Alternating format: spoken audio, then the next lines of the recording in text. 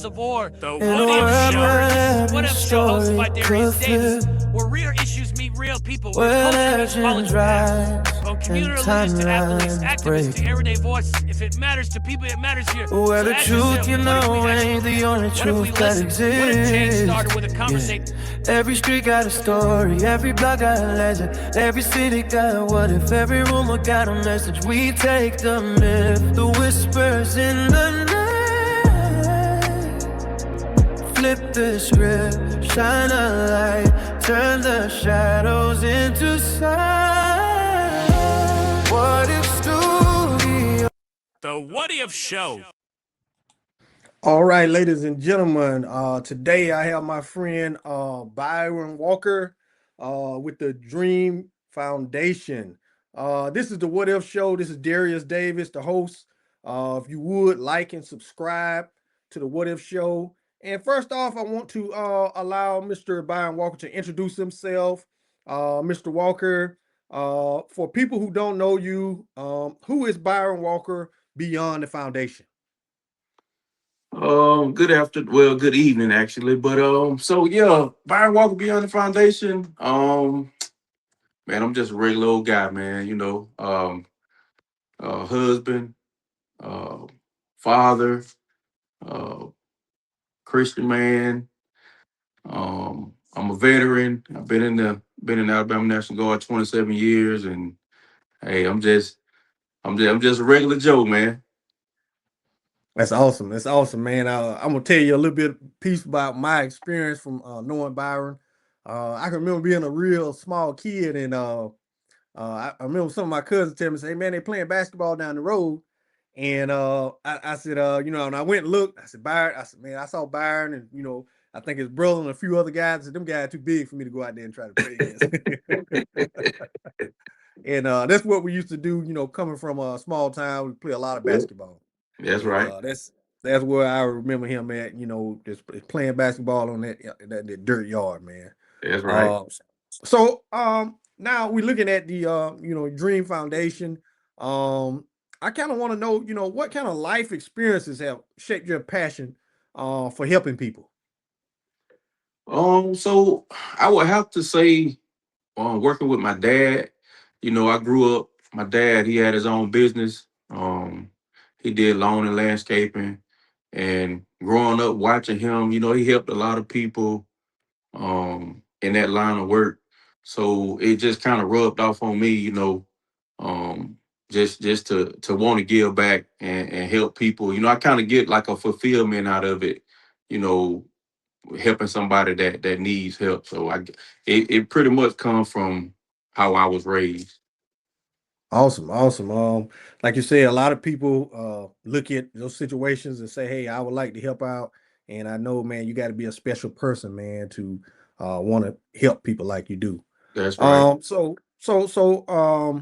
when we take a look at that, what was one moment that you realized I need to do something for my community? What moment was that? Um, Man, it really was. It kind of started when my dad passed away. He passed away in 2014. It was kind of like I kind of wanted to do something to like keep his memory alive and be able to give back to my community. And I never really got the ball off of the ground. But in 2021, when my brother passed away, it kind of like reignited that feeling. And so, and when he passed away, I couldn't really sleep a lot. I'll be up, like night after night after night. And it kind of starting this foundation, that's kind of like where it came from. When I couldn't sleep at night, I'd get up, and it just came to me like, you should start a nonprofit, and try to give back to other people. And so that's pretty much what I did. I When I couldn't sleep, man, I just get up and I just start putting everything together. And I didn't really know what I was doing, so I kind of like was learning it on the fly. But that was kind of like what sparked the Walker Dream Foundation. Man, that's awesome, man. That you had that, perseverance and like I said, that calling on you. and Yep. it just kept you keep going. You start thinking Yep. about the memories of your father, the memories of your brother, and it kept you keep going, man. And that's awesome, man. Yep. So who kind of inspired you the most? Growing up to try to give back. I know you mentioned your father. Are there any other people who kind of inspired you to do that? So, like I said, my dad, but I also was like an advocate fan of Dr. Martin Luther King. Like I always admired him and what he did. He was kind of like the work he did and the stuff he did and the effect that he had on people's lives. That was kind of like an inspiration for me as well. Okay, okay.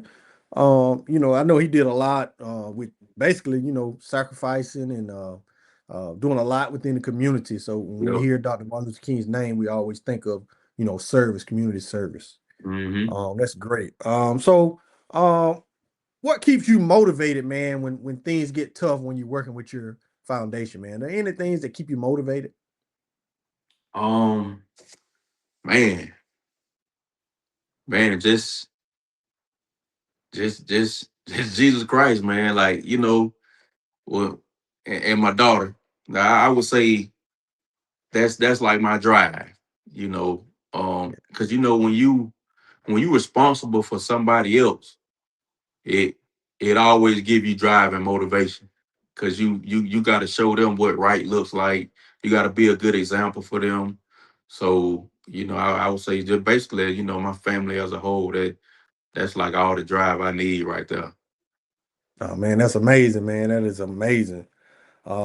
And I want to ask you a little bit about kind of like the impact that it has in about your foundation. So when we hear that word Walker Dream Foundation, what does dream stand for? So the dream stand for and it's spelled DREEM. A lot of people be like, dream, what is that? But Yeah. like my overall goal is to work with underprivileged children. And what we want to do is the D is for develop. Like we want to develop them into, you know, good people, hardworking citizens, make sure they have the drive to do whatever it is they want to accomplish. So developing them and then reassuring them, the r's reassuring them along the way, like, hey, believe in yourself. Like if it's something that you want to do and it's positive, hey, believe in that.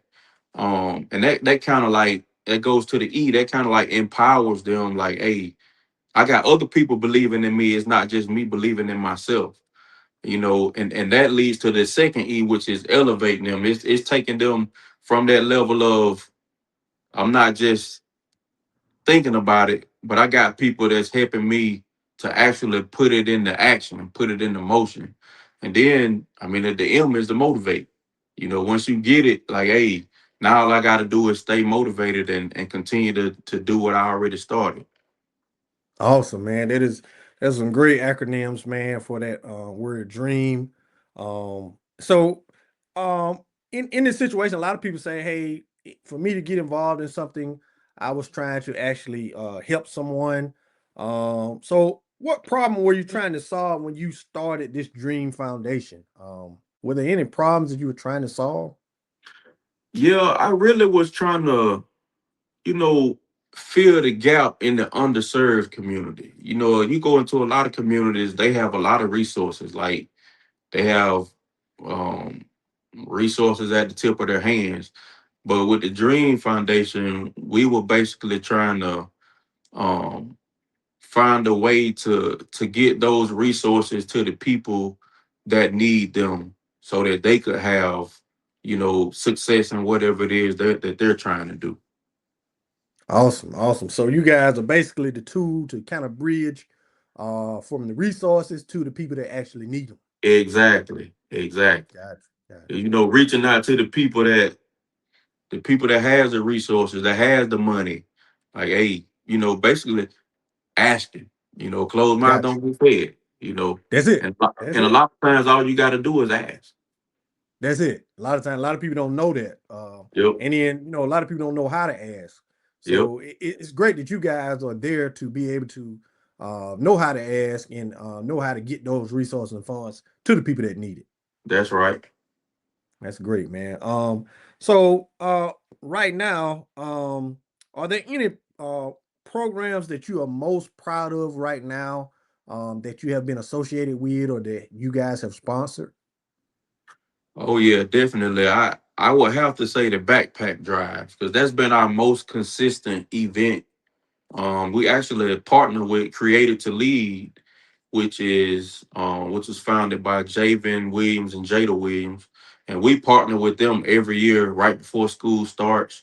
We give away free backpacks, free school supplies, free haircuts, free meals. Just last year we gave away 150 backpacks, 50 free haircuts, 10 free hairdos for the girls. We fed them, so we do that every year. But that's like the one that I'm most proud of. But we've also done other events, um, and we also feed families for Thanksgiving, Christmas. We always give away meals to families. Um, we've had we've hosted a career day in Abbeville as well, and I enjoyed that. I'm proud of that one too. We had like 20 representatives from college. We had college representatives, trade such as welding, things of that nature, military personnel, bankers, education department, and we even had some of the regular jobs like Michelin came out, and we all set up booths, and the students came and they got a chance to go around to each booth to find out more about their profession and ask people, at that table, like more questions about what it was that they did. So we that's something we want to get back to as well. But again, you got to have resources when you putting these events together. So, but that's definitely something that we proud of.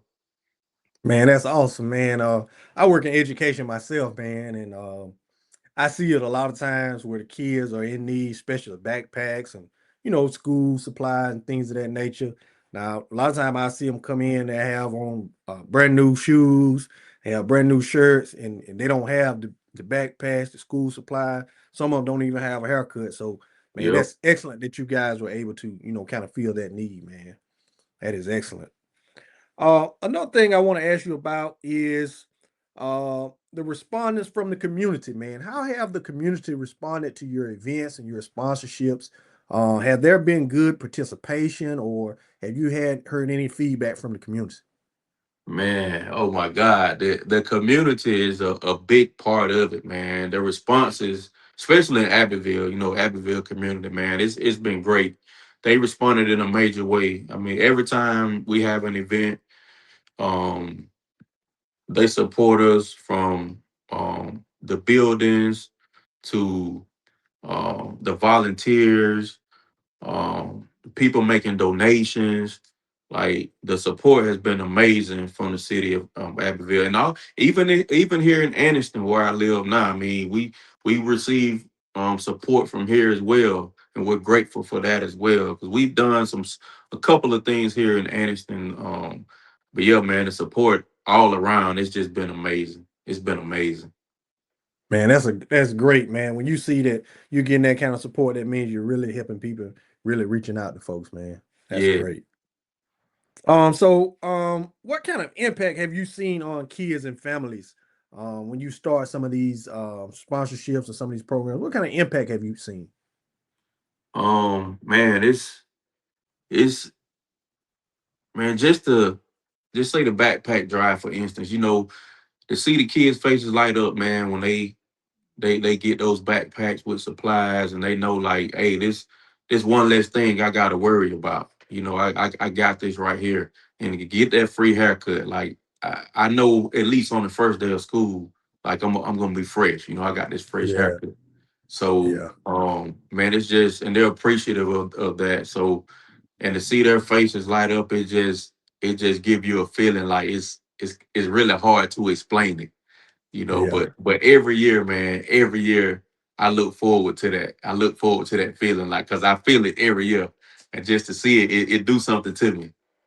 Oh man, that is amazing, man. That is amazing. And basically that's what you do it for. You do it to Exactly. see. Exactly. That is amazing.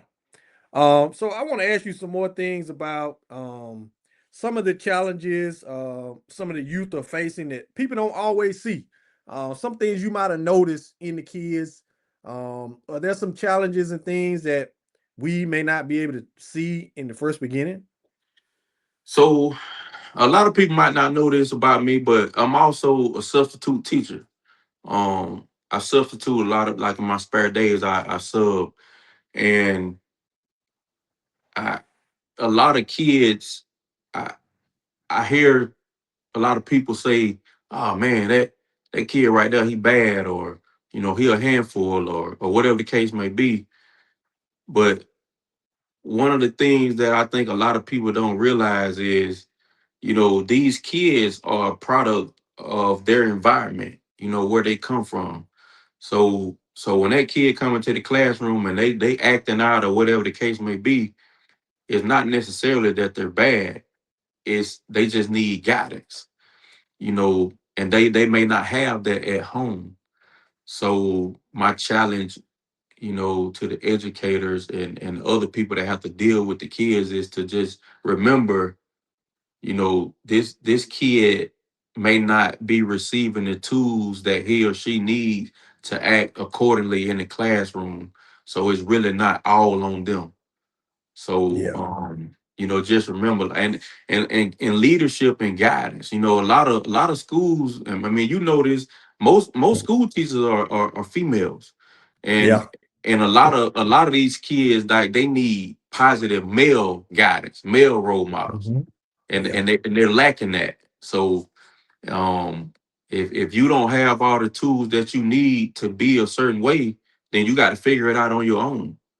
So Mhm. just I was like, just keep that in mind, like, man, it's not this kid, it's not all his fault that he or she is acting this way.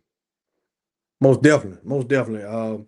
And even if you're not the best in this field, or you may not be a professional in that field or whatnot, or the top of the level in this field, just being that role model sometimes can make a difference. Just being Yeah. there, Yep. that gives some kids rest assurance. No matter what your priority is, whether you cleaning the floors or whatnot, that Yep. does give those kids, It does. just being a presence. Exactly. Sometimes they just want to talk to you, and you to talk back to them. That's it. That's it. Yep. That is 100% true. I do want to ask you about mental health in young people, man. That's a big topic. Does your foundation try to address, the mental health phase of the young people? Um, we haven't, like, had any events per se for that, Mhm. but we Yeah. have dealt with it, accordingly. Like, if we see something arise, my wife and I, my wife is in education as well.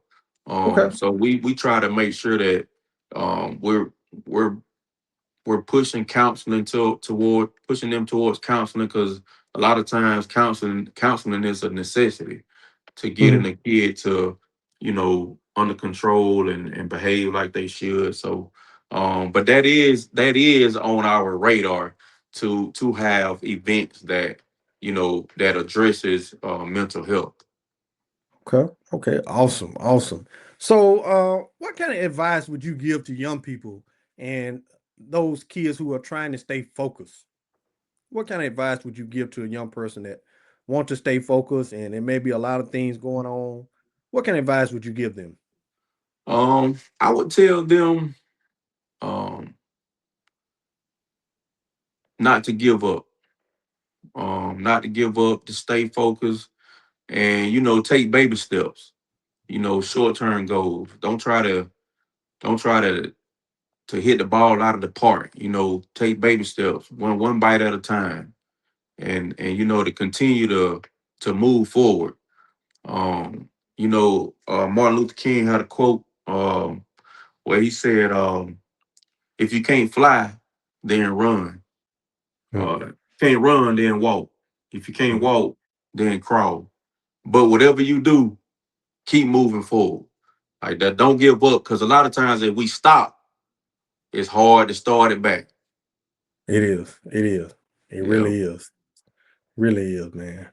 What I want to ask you again, about, I know you guys have a nonprofit, and a lot of people always ask the question, hey, I wouldn't mind uh starting a nonprofit in this field, starting a nonprofit in that field. What kind of obstacles did you face trying to get this nonprofit started? Oh my gosh, man. It a lot. A Yeah. lot, man. I didn't know the first thing about it. So Yeah. I ran into so many hiccups, man, uh from putting it all together. Like my paperwork was messed up. I filed it the wrong way. Get my 501c3 filed, which is making sure it's tax deductible. Putting my bylaws together. Um, Man, I had a lot of hiccups along the way, but I did get some help. I got some help from my pastor, Reverend Delvin McKay. He helped me a lot, like with my bylaws and stuff like that. And I had some Mhm. help from some other people. So, and my wife, she assisted me a lot. So I didn't do it by myself, but those were some of the obstacles that I faced. Yeah. Okay, so it basically was a process that you had to go through, and you had to get certain paperwork filed. And I guess you probably had to go through the IRS and to make sure Yep. all that paperwork was in line, things of Yep. that nature, correct? Yep, Okay. yep, yep. And it I didn't know it was gonna cost what it cost either. So Yeah. the Yeah. money part, I didn't do my homework. I basically just jumped right into it. Yeah. But when I was in it, I was in it. Okay. Got you. Got you. Got you. Got you. All right. So I do want to ask you guys about some of these programs, man. I know that these programs they cost money. Right. Like I said, your backpack giveaway and all that good stuff, man. How do you guys come about funding and sustaining funding for that program every year? I know you say you've been doing it every year. How do y'all Yep. do that, man? I just always wondered. Yep. So to be honest, man, we put a lot of our own money into it and and donations from people that support our cause. Um we've tried to get grants before, um, but we've been unsuccessful, and we kind of slacked up on that. And that's something we need to, get back, try to see if we can get that back going. But it's so expensive, to get a grant, somebody to write a grant for you. They want this much money, and like that's half of the. We're gonna get. Yeah. So, but yeah, it's basically just been funded from donations, man, from our pockets and donations. Oh man, that is amazing, man. Yep. That's amazing. You were able to do that, man, and able to sustain it for that long a time period. Yep. That is a great thing, man. So have you learned any lessons on leadership while doing this? Um, starting working on this Dream Foundation and things of that nature. Have you learned any lessons about that? Um, yeah, yeah. I've learned to delegate more, not to try to do everything yourself. And I'm Yeah. still working on that. My wife, she tells me a lot, that, like uh like the planning part of it, you know what I'm saying? You don't have to do all of it by yourself. I can Mm. take some of this off of your plate. So I would say that's the biggest lesson I've learned to do more delegating. Yeah, that is amazing, man. Because you don't want to overwork yourself. You got to be able to let other people do some things. That's right. Uh, you got to be able to trust other people with stuff. So, That's right. uh, Yep. that Yep. that delegating is a very good thing to be able to do. It is. Another thing I want to ask you is, um, I know you have your personal life, man. How do you balance your personal life and your community work? I know you said delegating helps a little bit. I know you don't want to get overrun. How do you balance all that, man? So I try to space my events out, throughout the year. Um, because like you said, you gotta have time for family, you gotta have time for work, you gotta have time for leisure. So I try to like, put time in between each event that gives me time to prep for the next event, give me time to spend with my family, so basically just that's how I do it, just space them out. Oh man, that's awesome, man. Yeah. That is a great way to do things, man. Balance it out the way you have time for everything. So what keeps you spiritually and mentally grounded? When you're doing some of these events, what keeps you grounded? Um, man, I would just say, spending time with God on a daily, you know, and I might miss a day, here or there, but Mhm, mhm. um I got a reminder in my phone where I remind myself every day to make sure that I spend time with God. It's I call it like strategic gratitude.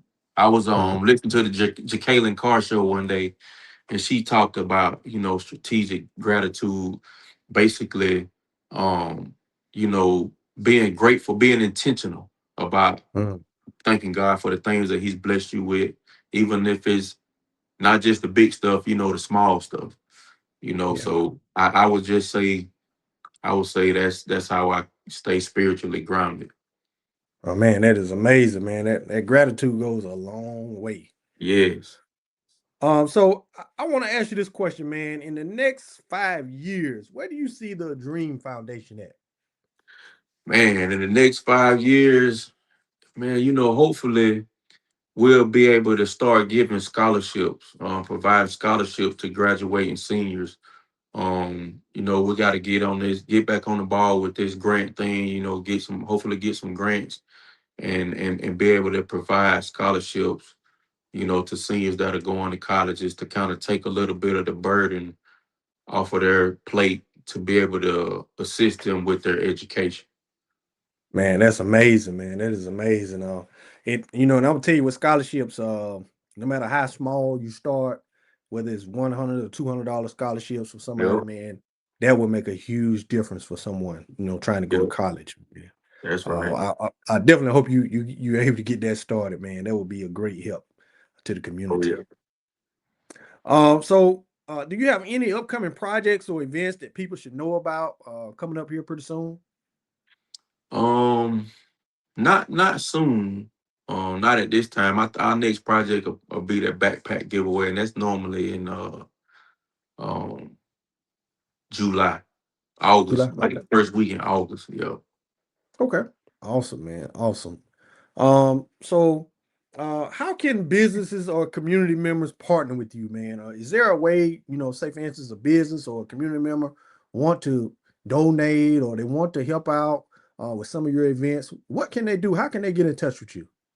Yeah, they can reach out. They can reach out to me. Um, man, uh, through Facebook. Byron Walker on Facebook. On the Walker Dream Foundation on Facebook. Um, um, if they would make donations, we got a PayPal, and that's at Dream Foundation. They can cash out Walker Dream Foundation. Um,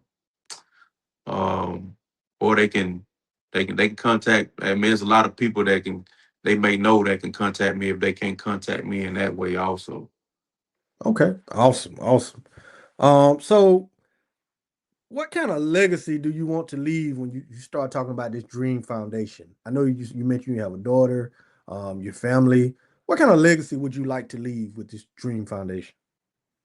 I basically I want to leave a legacy of love, togetherness, and just giving back to the community. So when I leave here, I want people to look at the things that I was able to do to help somebody else that was in need of help. Awesome, awesome, man. That is a great thing to do, man. Great thing to have for your legacy, man. So I kind of want to do this. I do a little quick thing, kind of at the end. What is one word that describes your mission? One word that describes my mission, um, I would say rewarding. Um, I feel like it's very rewarding. Um, to be able to, do the things that we're able to do. Because like I mentioned earlier, it's always like a feeling of gratitude. Like, man, that felt good to be able to do that right there. So yeah, I would say Awesome. rewarding. Awesome word. What is one of the biggest lessons life has taught you working with the Dream Foundation? Oh man, one of the biggest lessons I would say I would say exercise and prayer and patience. Um, like no matter what's going on, always take a second to always take a second to step back and look at the situation before you act on it.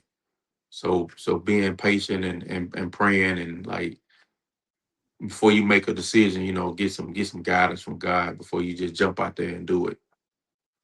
Awesome. So what kind of advice would you give to young men, maybe to get a chance to watch this show? And what kind of advice would you give them, man?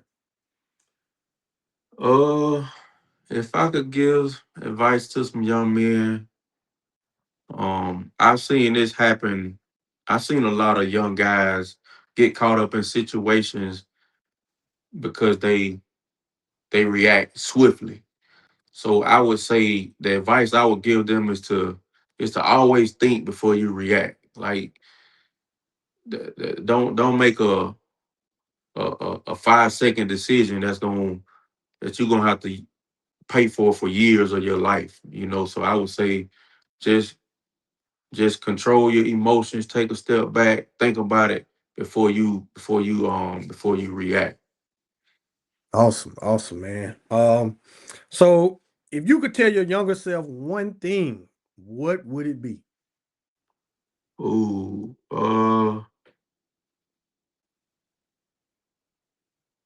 man, let's see. I would say always believe in myself. Okay. Yeah, I'll always believe in myself. Yeah, you don't need other people to validate you or to believe in you. You just need to believe in yourself. Awesome, man. So just final message, man. Speaking to the community, man. What would a final message be that you would like to leave and speak to the community? Uh, Um, Man, I would just like to thank the community for all the support that they've shown the Walker Dream Foundation, over the years. I really appreciate that. It means a lot to us. And I will also, um, and not just Abbeville, also Anniston, where we reside right now. Yeah, so I just want to thank both of my communities, my Anniston community and my Abbeville community, because Abbeville is always gonna be home. Amazing, man. Amazing. I really appreciate you coming on my show, man. I want everybody to, following me, man. Let's try to reach out to the Dream Foundation and support him no matter what. So anytime, my man, you're having something, please feel free to reach out to me, man. I'll shed light, donate, whatever to your Dream Foundation, man. I really appreciate it. It's a great thing you're doing, and I appreciate you meeting with me today, man. Yeah, man, and I also wanna thank you for having me, brother. Thank you for having me on your platform, and I want to encourage you, man, to keep doing what you're doing. It's a beautiful thing. So I'm positive, man, and this is much needed in our community. So hats off to you, brother. You're doing a great job. Man, thank you so much, man. I really appreciate that. Yes, sir. All right, I'm signing out with my guy Byron Walker and the Dream Foundation. All right, thank you All guys. right, brother. Thank you. All right, thank you. All right.